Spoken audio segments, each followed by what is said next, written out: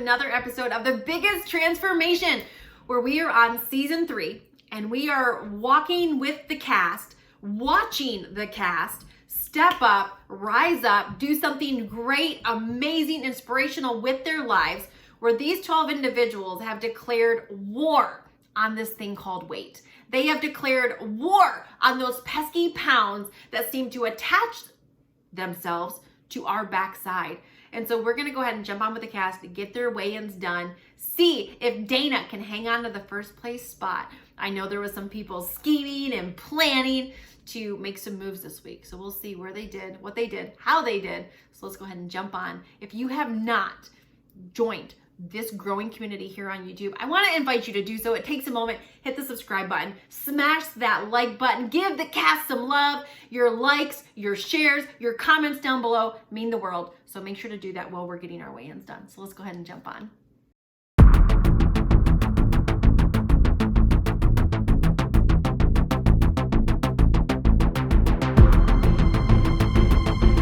So Dana, it's weigh-in day, and guess what? You're first.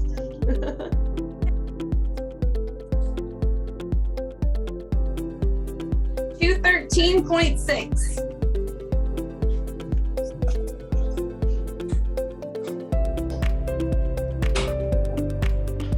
$292.8. Okay, Abby.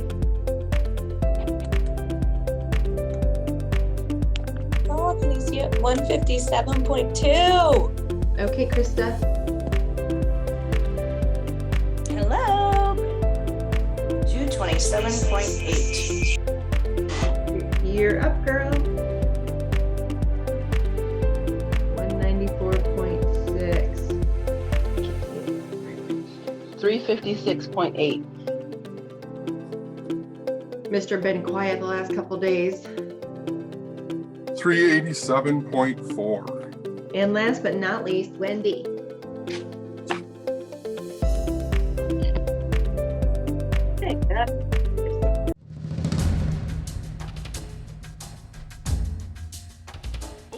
Okay, I got some standings.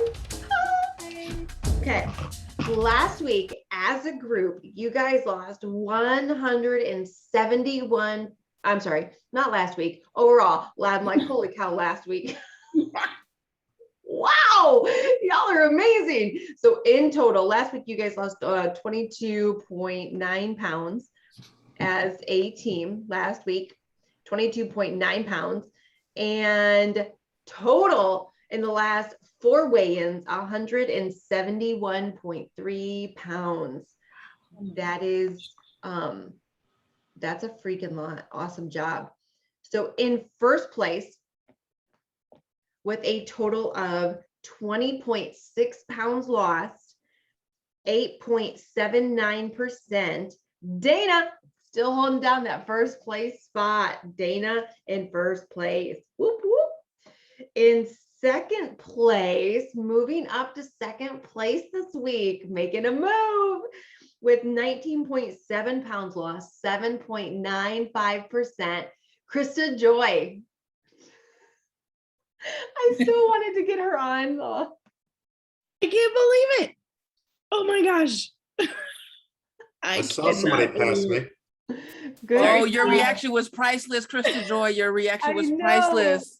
I was like, someone's sneaking past me. She's moving fast. She wasn't sneaking past, she's blowing past. That's because Steve went, and Steve didn't just crack the door. Steve opened the door and said, come on in, y'all.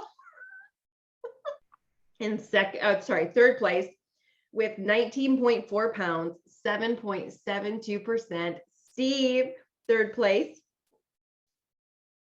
In fourth place, 30 pounds, 7.1. You hit the 30-pound mark, 7.18%. Bryce, 30 pounds lost. Good job. 30 pounds, like solidly in the 380s. You got into the 380s. Last week into the 290s, the 390s, this week into the 380s. Awesome job. In fifth place with 19.9 pounds lost, 6.36%. Stuart, fifth place. In sixth, moving up to sixth place this week with 8.4 pounds lost, 5.07%. Abby moved up to 6th place, girl. Good job. 4 pounds last week. Incredible. Whatever you did this week, just repeat. Keep doing that. Yeah, keep doing it. You did amazing. So obviously you working closer with your mentor this week clearly, helped you a little bit. So awesome job. In 7th place with 10.8 pounds lost, 4.76%. Trisha, good job. In 8th place with 17.2 pounds, 4.59%. We have Nakia, 9th place with 8.6 pounds, 4.21%. Tammy, 10th place, 6.7 pounds, 3.86%. We have Lori in 11th place with 7 pounds lost, 3.58%, fighting off the sicknesses and still staying on track. Wendy, and in 12th place with 9.4 pounds, 3.46%. Share. So everybody lost last week. Amazing job. Awesome job. Today's all about y'all. So we're going to jump right in to your homework assignment. So make sure you have it out. Last week, you were making a list of anything or anybody, or even yourself. You are an anybody. You qualify as an anybody, as a somebody. If there was anybody in your life who has either made you feel with their actions, their looks, their words, their assumptions about you, the assumptions about things, just any of those things that someone has, ways that they've made you feel less than or not good enough to do with your weight. Okay. And here's why this is important, because some of you have had moments where you've actually tapped into this and you've worked on this and you went through forgiveness with some of these people. But a lot of times in society, or just in life, in the world, what we do is we take those things and we shove them down, and we think that if we just shove them down and we don't talk about them, we don't say them, and we just forget about them, that they're forgotten. But they're not. They're not. We might not speak them, but we remind ourselves of them in between our own 2 ears. It's so funny because as a former morbidly obese woman, my husband, he used to believe, and even all my friends, they were like, Carmen, I just thought you were 100% fine with your weight because I pretended. I put on fake confidence. I put on fake, like, I got it all together. Nothing bothers me. My weight doesn't bother me. I'm confident in who I am. And I pretended. I walked around pretending. No, nobody knew about the internal struggles I had with my weight. Nobody knew about the internal struggles I had with going to try on clothes, or even flying on an airplane, or, the confidence of walking anywhere in a bathing suit with anybody. And so, let alone seeing my husband thinking, how is he attracted to me? Does he look at me and just go, eh? All those thoughts that just went, I never said them out loud. I never told anybody that I thought them, but I thought them. Or the look that I saw somebody looking at me when I was walking on the beach and just thinking, oh, she must be thinking X, never even knowing what she was thinking. So it can be assumed thoughts. It can be actual things that people have said to you. But this is your chance to go for it.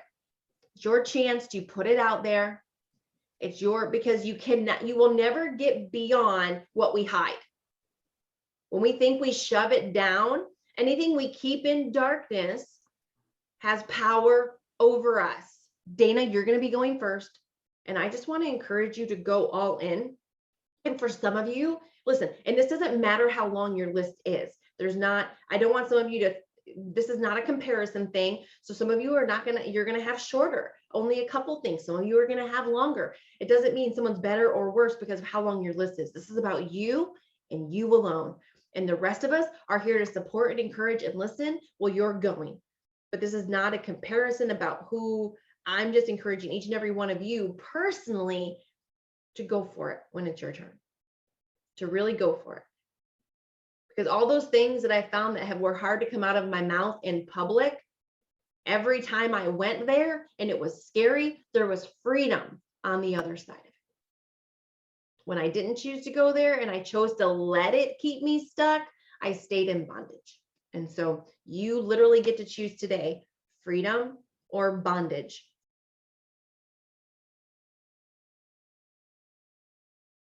When I was in high school, I played sports like 8th grade through my junior year. I kind of gave up on myself for my senior year, which is a whole nother story of my life. And I remember when I played sports, like they always had to go like find the uniform for me because I was the big girl. And that was really hard for me. But with that, one of the things that was really, really hard for me was I always wanted to be a cheerleader. And I was specifically told I couldn't be a cheerleader because I was too big and I didn't fit into any of the uniforms and they weren't going to buy any. That was like really, really impactful to me because I was like, my heart was there.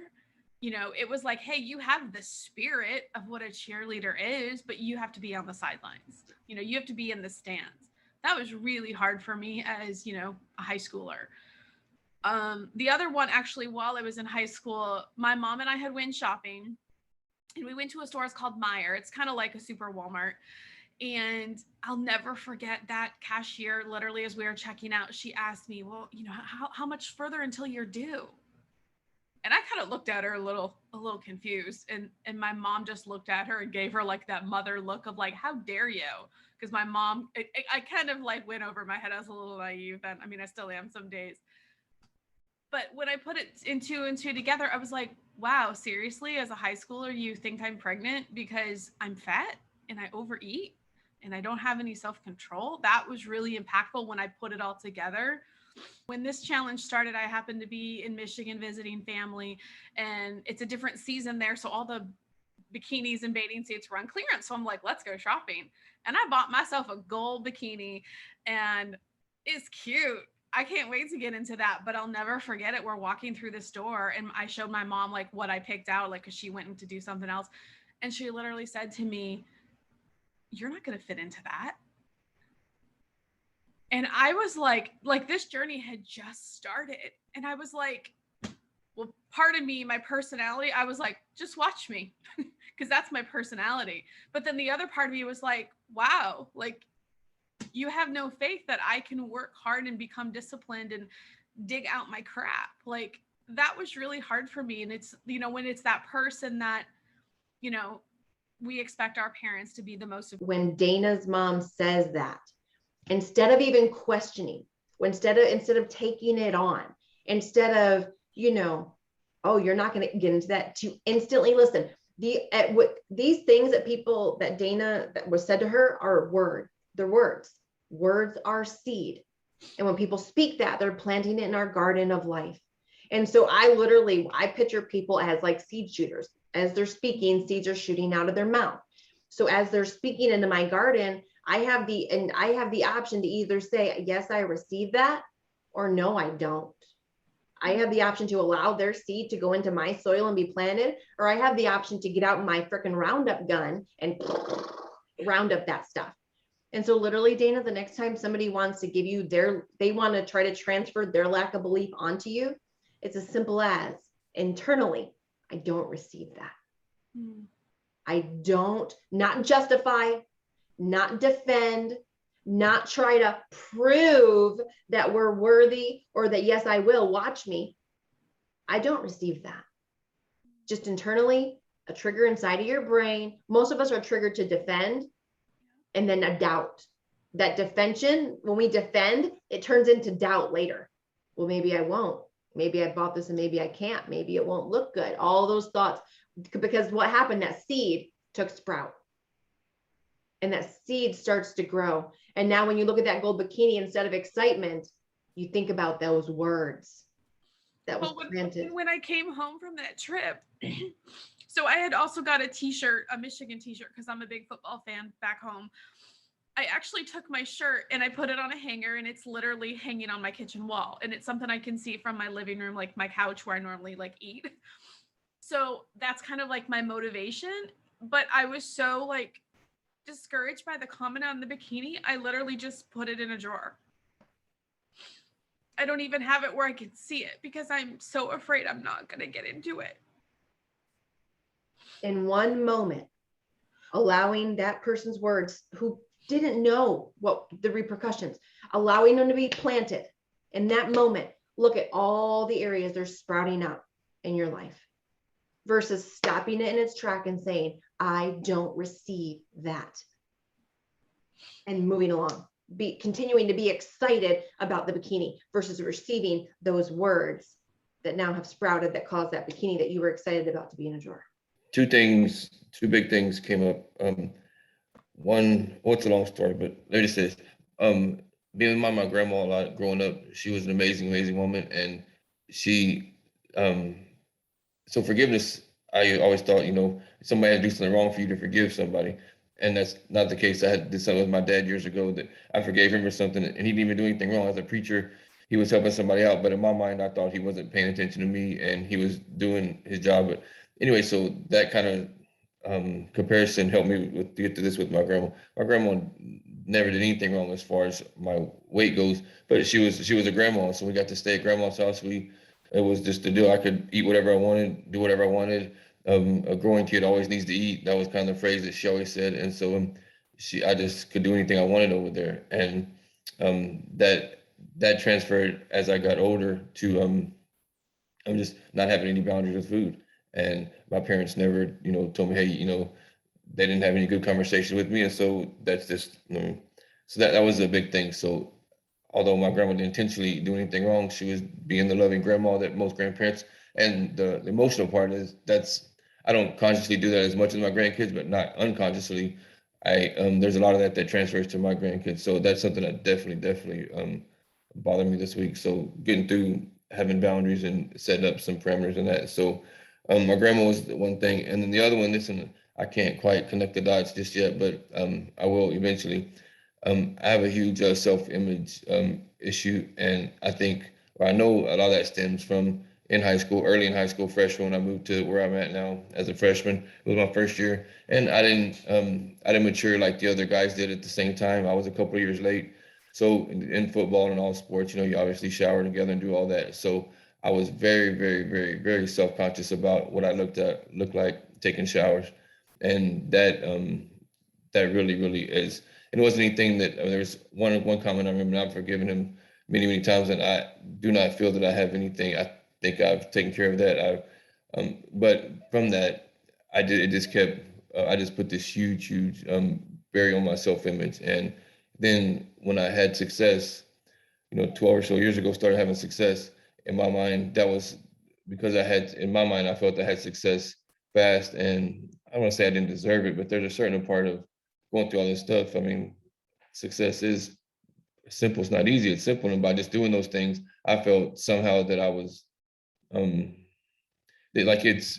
know exactly how to put it in words, but it's something along the lines that I deserve to be fat because I've had all the success and didn't deserve it, so to speak. So I say all that to say that's the big thing that I've got to. I think the biggest thing is forgiving myself for taking what I perceived for people to think and say as far as my image, and just carry that to a whole nother level that I should not have. And I've just got years and years and layers of taking that on. And I've got to know that I am worthy, and whatever success I have, yes, it's not because of me, but God's allowed that to happen. And by me not being that, by me not taking that on and being 100% responsible for that, then I'm really disrespecting God and the fact that not allowing him to get the credit for it. So there's one or two that came to mind in particular. One, I think, has been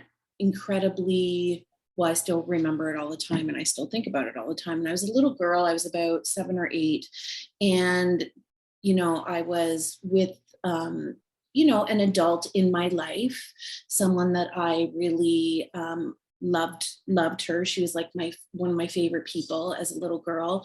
And I had done something to upset her or something. And she put we had a floor length mirror in our house, and she put this chair in front of the mirror, made me get on the chair, and look at myself in the mirror and tell her, like, look at you, like how disgusting you look. Look at how fat you are. You are a fat piece of whatever. Look at that. Look at you. Take a good, hard look at yourself. And I was like 7 or 8. And I remember sobbing. And, you know, that's obviously always stayed with me, because it went on for about 10 minutes. And when you're 7 or 8, 10 minutes is like an eternity, right? So that is something that's always stayed with me. And I can remember, I don't know, it was when before I became a prof, I was teaching at another school and I put on weight. And I remember saying to my friend, oh my God, look at me, look, I'm so disgusting. I'm a fat piece of caca. And it didn't really occur to me till this week that, oh my gosh, I'm repeating the words that were said to me when I was 7 by someone who was entrusted to care for me and who I adored. And this woman that I was speaking to, she said, oh, Cher, I wish that you could see yourself the way the students see you. Like you're more than that, you know? So those things stay with you. Those are my moments. I was always really small and petite. And there was probably about 3 or so years in elementary where I got pudgy, but I was typically just a really tiny kid. And I can remember when I was real small, my childhood years, one of my childhood best friends, they used to come to our house a lot, and she just lived down the road a little ways. And our mothers would always compare us, and she was always way taller and bigger feet and all that. And I can just remember that. And as a small child hearing that, I remember thinking how I wanted to be like her. I felt like the underdog because I was little and she was, you know, big and tall. So that's when I remember really first starting to eat. And I thought, if I eat, I can be like her and catch up to her size. Like, if I ate, I was going to get to be as tall as her. And, you know, now I wish I would have known that, because I could have stopped that whole pudgy thing back then. But, and then I remember too, growing up that, you know, there was the clean plate club where we weren't allowed to get down until our plates were clean. And, I don't know, it's hard to get over that habit sometimes.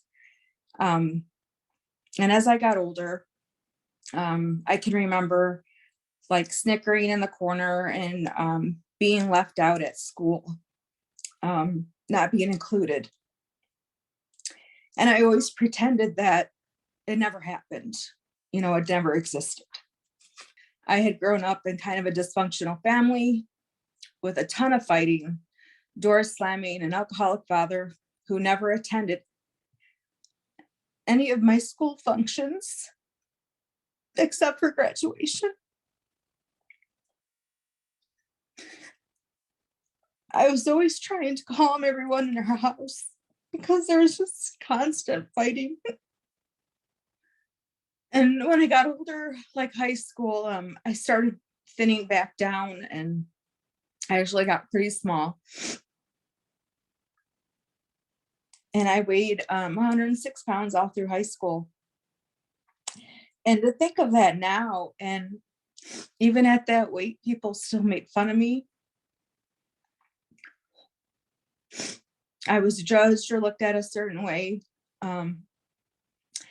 I had a boyfriend that used to look at me as if checking to see if he approved of my body. And he wouldn't let me eat, telling me I would get fat.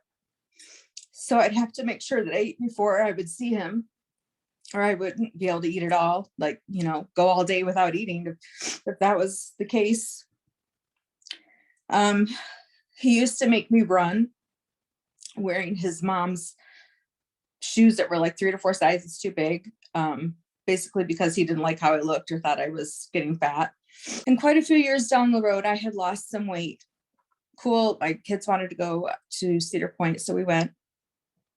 And I was feeling excited. I could get, you know, less enough weight. I could get on all the rides and whatever. And we had been riding, and it was a really good day. And then there was this one old roller coaster back in the back, and everybody get on, and there were some other people that were struggling also with the seatbelts because they just seemed really short.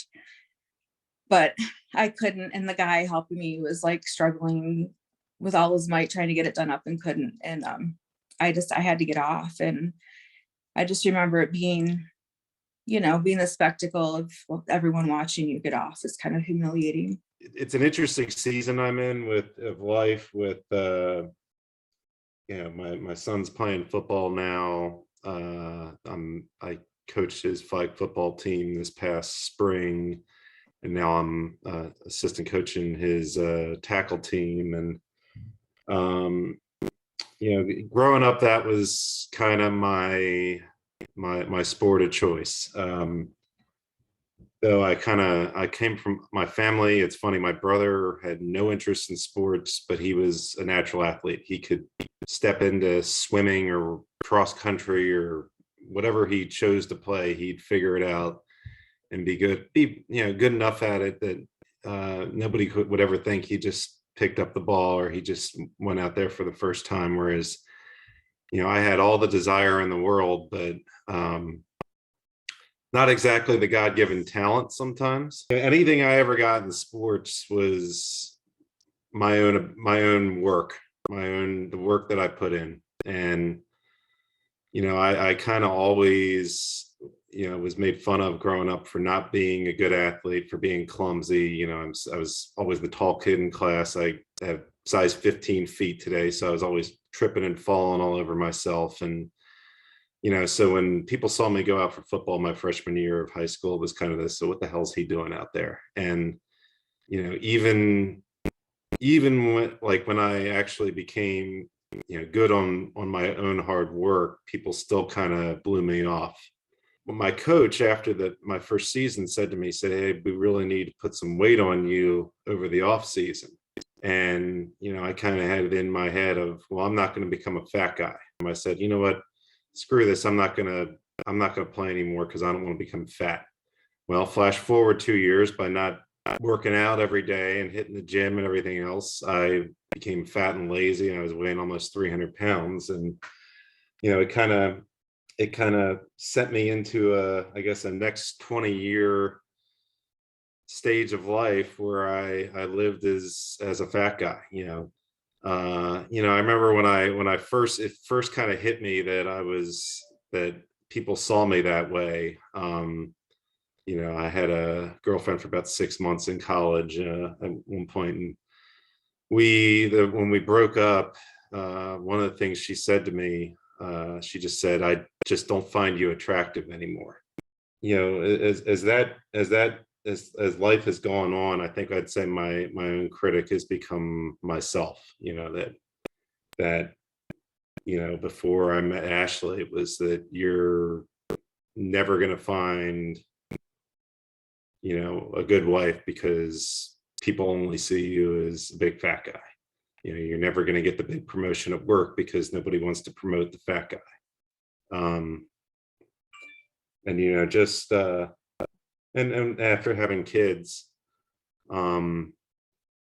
just always kicking myself for being a bad example of health until the last few years. I guess to start with, sorry, now I'm shaking. To start with, I guess it's really been a judgment of myself. It hasn't been from everybody else because I did grow up pretty skinny. And I was always thankful for that, very much so. However, I had a fear of becoming overweight. And just like you said, Carmen, like I feared it and focused on it. And like I knew the amount that I ate and how I loved food, that I would become overweight someday. And then when I went into the doctor's office and she said, you are just, stepping into the obese territory, that was confirmation. Like, okay, now I'm here. Now what do I do about it? It was almost like I needed to have that confirmation that I had arrived at where I feared. So I totally agree with you on that, Carmen. People have not, like I said, really made comments about my weight. I have one family member that it's always kind of been a struggle. And I do know that a lot of it reflects on her. And I want to bless her and I want to help her, but a lot of it does come out on me. And she's made comments like that I need to size up to fit into my clothes. I mean, to look better in my clothes. She gives me looks like she gives me very judgmental looks, and she's someone who's very close to me, kind of like, you know what I mean? And I count my blessings, because if that's as bad as it gets, I'm just so thankful that that's as bad as it gets. But still, it's enough to piss me off. And like you said, Dana, like, well, if you think I'm overweight, then I'm gonna, watch me go. Here we go. But I know that's not the right attitude for me to have. And it has driven a wedge and it has caused bitterness. It has. We have a pool, and back to my own self-judgment, we have a pool, and I love to have people over and have fun with them, except for the fact that I hate to be in a swimsuit in front of everybody. And I kick myself for that, looking back at how much I've focused on that when I should have been focusing on friendships and my kids and my husband. And instead, I've been infatuated with how I look. And I felt like I'm tired of it consuming my mind. So I'm just going to drop the weight, get it done, and be happy and move on and be healthy. So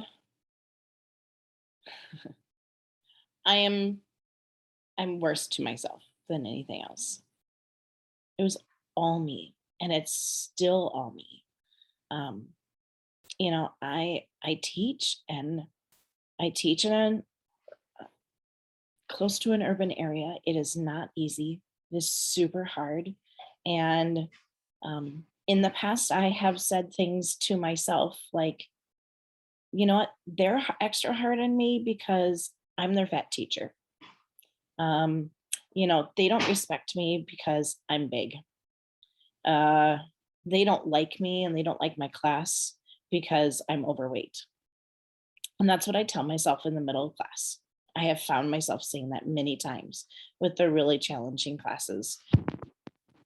We move, in music, we're moving, we're dancing, we're playing. I'm up and down, I'm trying to do everything that I can. And of course, the weight is an issue. I can't get up and down off the floor with my kindergartners like I used to. But I just decided that classes were extra hard on me because I was fat. And I would just tell myself that. And I wouldn't tell anyone else that. It was just what I told myself. The last surgery I had, I couldn't take off my wedding ring. And, they're like, you have to take off all your stuff. So they had to put tape around it. It's like, I can't take it off. I'm just the fat one. Of all my friends, I'm the fat one. Hey, good morning. Wow, this is so powerful. Triggered a lot in me that I forgot I had to write down. So, of course, I've been working on myself for about 13 years and working on that forgiveness part. And when I first started this, when we first started, one of the things the Lord said to me is, in order for you to do this, you got to love yourself. And then I said, well, I thought I was loving myself. And then when Carmen, when you had us to do this, right? In my mind, I was like, well, I don't really have anything. And so I began to dig and dig and dig. And one of the things came to me was two things. The very first thing is when I was in high school, well, not only in high school, but just growing up, I always been small. And one of the things that I used to get picked at was two things. One, I was, they call me skinny mini. You're just so skinny. And then because I'm the lightest one in my family, I was called yellow banana.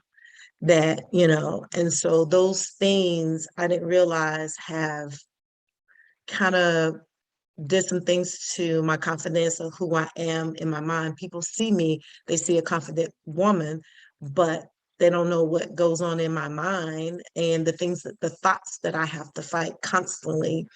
Thank God I have went through working with myself on forgiveness for these many, many years, but the Lord has taken me back to that of what I was told of being skinny mini, how that has really affected me. And so then what that has led to, I received gaining the weight that I gained. And I didn't realize that. Like, I thought it was okay. Like, oh man, I'm gaining weight now, and this is what I'm supposed to do. I didn't realize that I can still be small and look good and be fine and be healthy.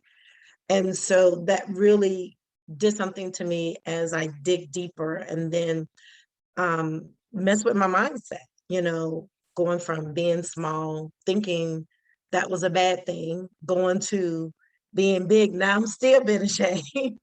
You know what I mean? And then yesterday, I am just working my husband's business at the football game, taking up money for our popcorn business. And one of the workers walk up to me and he said, "Miss Tammy, now I ain't seen you the whole pandemic and you don't gain some weight." It's like, well, my gosh, right?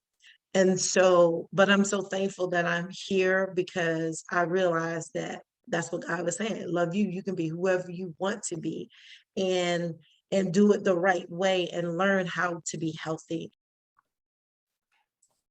I will not promise no tears. This.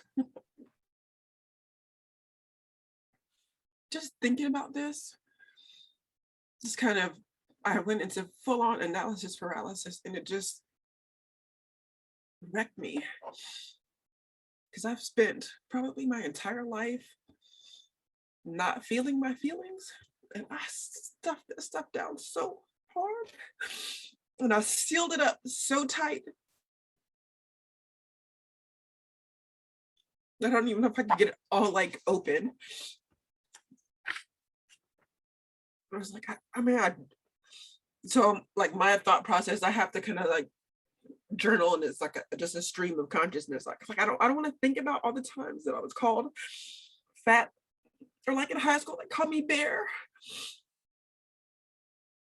or bigums, or big Kia, or the big twin. Kind of like what Stuart said, like the descriptor of me has always been, big, and I had owned that identity, and someone had told me that before that I didn't even really think about that. And it's been a change to even consider like what I could potentially even look like not being big. Because I remember at 10 years old, I weighed 185 pounds, and I've always been tall, right? And so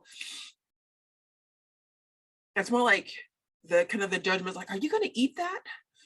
Are you eating again? Oh, my favorite one when I was younger, I had lost some weight and gotten to, it's still overweight, but smaller than probably I had been in a while. And oh, you'll find a man now, that you've lost some weight. And I'd own the identity of being, the healthiest big girl you've ever seen, because I didn't have all of those health issues like diabetes or high blood pressure or what have you. But what I didn't realize was that like it's not normal to ache all the time, but that had become like my normal.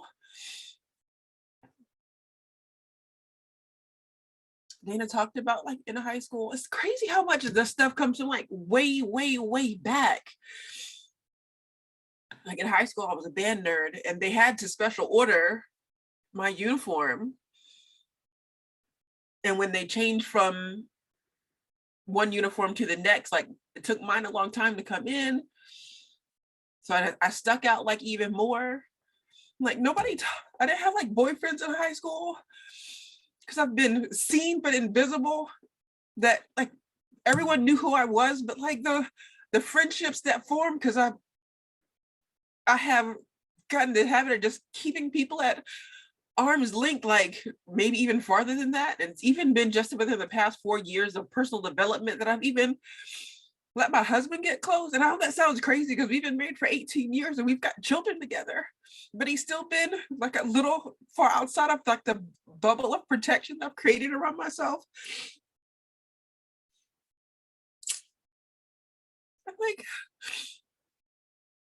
roller coasters at amusement parks, they have these little seat checkers that you can like check to make sure that you can fit like in the seat so you don't embarrass yourself. And then you get in that and you're able to like squeeze in. You're like, yeah, I'll be able to get on this ride. And then waited in line and excited with my daughters. And then getting in and not being able to ride. I was like, just not small enough to get on the ride. And I have to get off, walk back down and like wait for everybody to finish, because you're, man, that,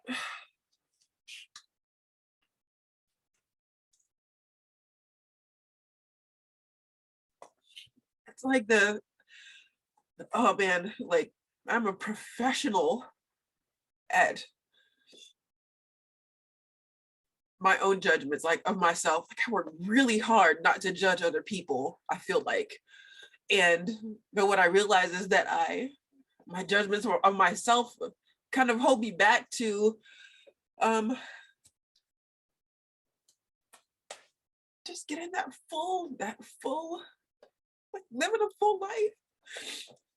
I spent some time in India and I didn't get a chance to go on a river rafting trip because I was afraid that I'd sink the boat or fall out, and no one would be able to help me get back in. So there's like this whole process, and I know there's like a whole lot more because like I said, like the lid on this stuff, like the lid on this, all of that hurt is sealed up so very tight. And I'm just over these past 7 days doing my best to just kind of chip away at like some of it so I can release it. And I mean, and it's like intellectually, like I know what I know. I know all the things, right? I know I'm beautifully and wonderfully made. I know that I was made to be a light on a hill. I know that I wasn't necessarily made to blend in, or I was supposed to stand out. But then like sometimes my feelings get in the way. I don't want to stand out. I just want to be like everybody else in some aspects. I just want to be able to go into a store and find a cute outfit. First, I'd like to say I was small once too. I mean, it was the first like 2 weeks of my life, but then I learned how to eat and I haven't stopped until, obviously we started here. I got that under control a little more. But no, that kind of goes into, I guess I've always been my own biggest critic.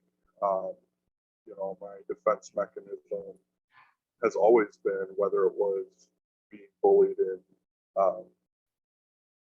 middle school, and that it was well, if I say it about myself first, it's not going to hurt as much when someone else says it about me. And so, I mean, I've called myself every name in the book. I've looked at myself as unlovable, not good enough. I've looked at myself as a failure for getting this big and letting myself get this big.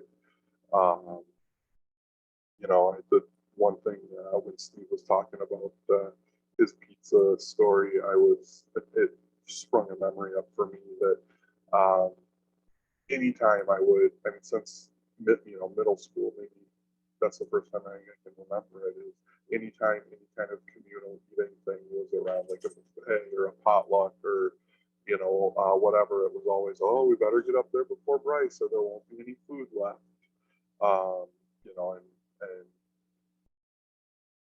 While it was probably true, I overate. Like it definitely stuck with me.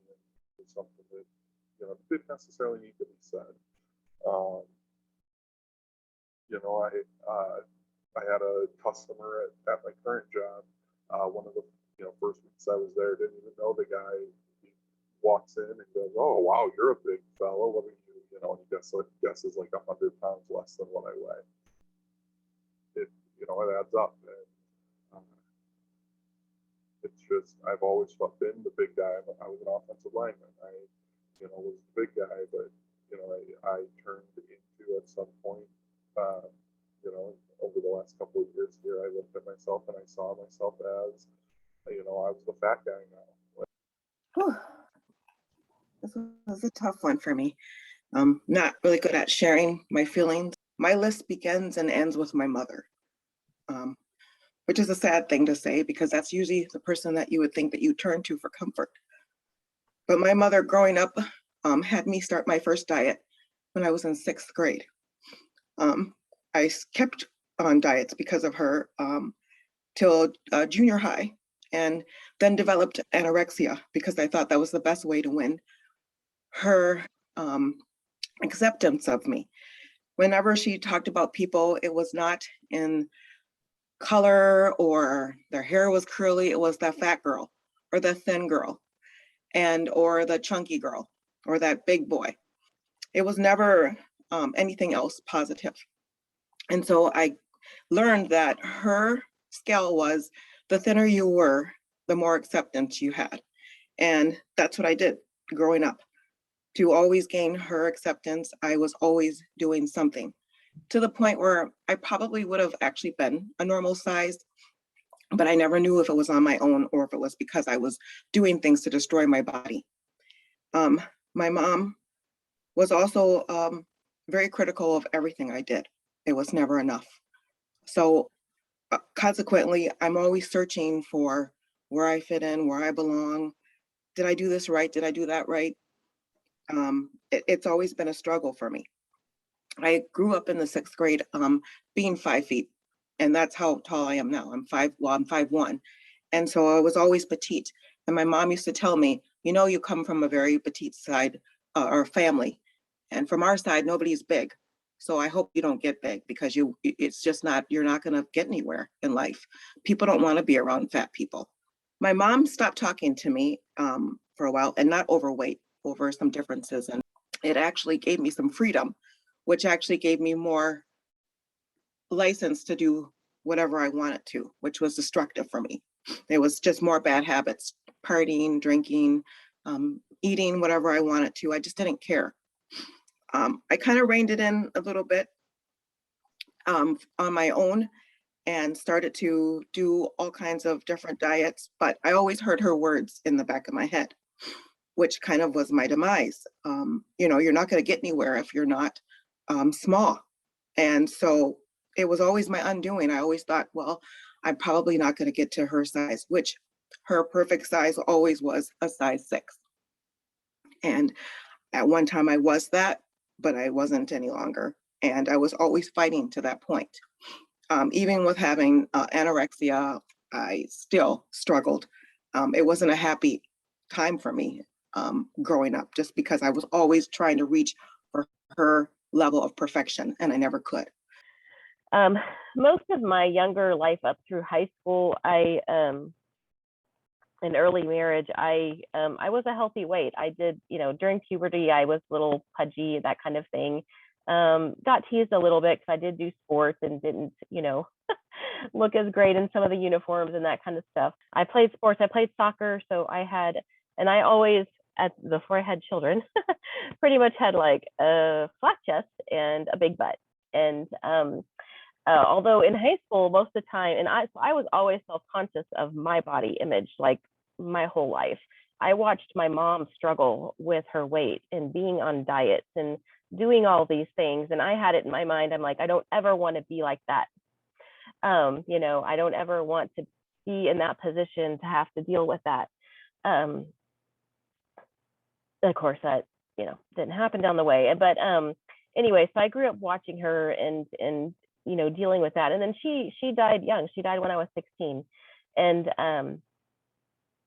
so there's, always been that thing. I didn't want to be there. I didn't want to be in that position. I had kids. And so it was kind of one of those interesting comments I got from a family member was after I had my first daughter and I was about 20 pounds heavier. at 3 months pregnant with my daughter, I was 103 pounds. So after I had her, I was around 120. And my grandma, we'd gone to visit her when my daughter was maybe a month or two old.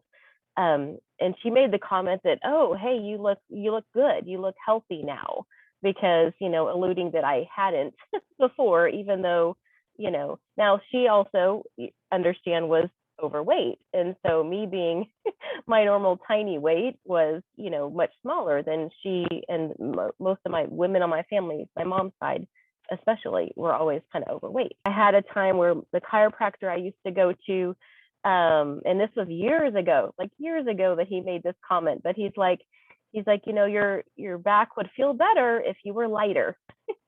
So, and he is like super sweet, Christian man, but he was just trying to be real kindly, saying they didn't want to come out and say, hey, you need to lose a bunch of weight. But that comment has stuck with me all these years. I think overall, the worst part of it has been my own thoughts and my own feelings towards myself, partly because of those things that have happened over the years, and then just the things that I've seen and been frustrated with myself, because I used to be there and I'm now here. On behalf of your mother, on behalf of those coaches, the staff at the school who did not know any better, who spoke in ignorance, not knowing the seeds that they were being planted, on behalf of anybody that has ever made you feel less than, not worthy, that you were defined by your weight and your size, that you weren't good enough, that you weren't fully 100% wanted or accepted or needed because of your weight. Please forgive me.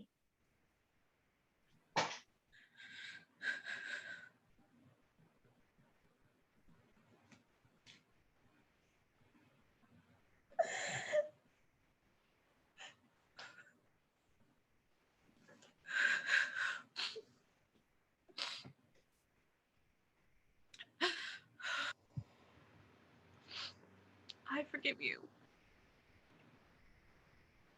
And I release you. And I bless you. I forgive you, I release you, and I bless you. I forgive you. I forgive you, and I freaking release it. I forgive. I forgive you, and I release that crap. It's really hard to forgive yourself.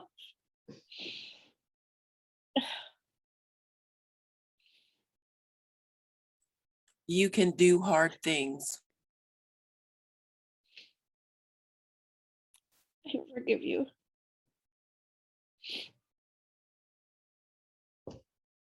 I forgive you, I release you, and I definitely bless you in Jesus' name, man.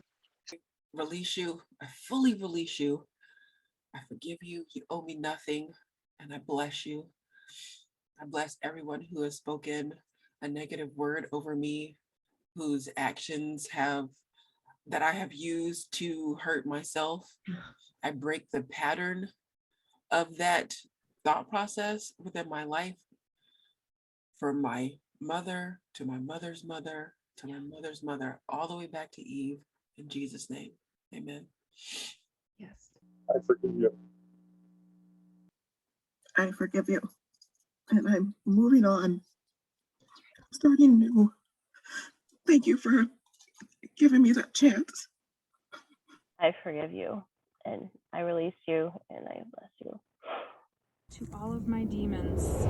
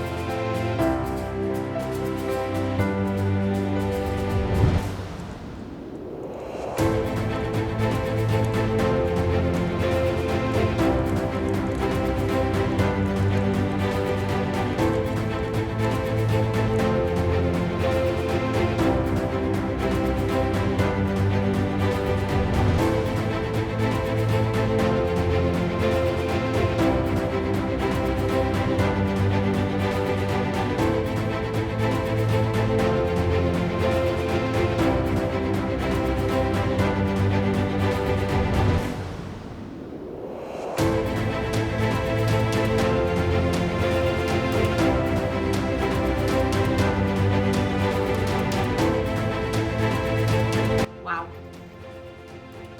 Wow on all the levels. First off, 171.3 pounds lost. But then, not only shedding the weight, but starting to shed some of this emotional turmoil that literally keeps us stuck exactly where we're at. This entire season is designed to not only help them transform their bodies, but their mind, physically, emotionally, mentally, spiritually, so they can not only lose the weight, but once they get to where they're going, they're equipped and they've been transformed fully to be able to keep it off as well. So thank you for your support. Thank you for the likes, the comments, the shares. Thank you for the love that you've given the cast. Make sure to smash the like button. Comment all the nice things down below to encourage the cast, because not only are they doing great things, not only are they inspiring, but this world needs people like them. People that are willing to go first, people that are willing to step up and step out and say, hey, here's my junk. I got all the junk in the trunk, but I'm getting rid of it. And so we'll be back next week with another episode of The Biggest Transformation. We have some Team Red and some Team Blue stuff that's going to be taking place over the next week. So make sure to stay tuned for those shenanigans. Those will be interesting. Thanks for joining us. We'll see you next week.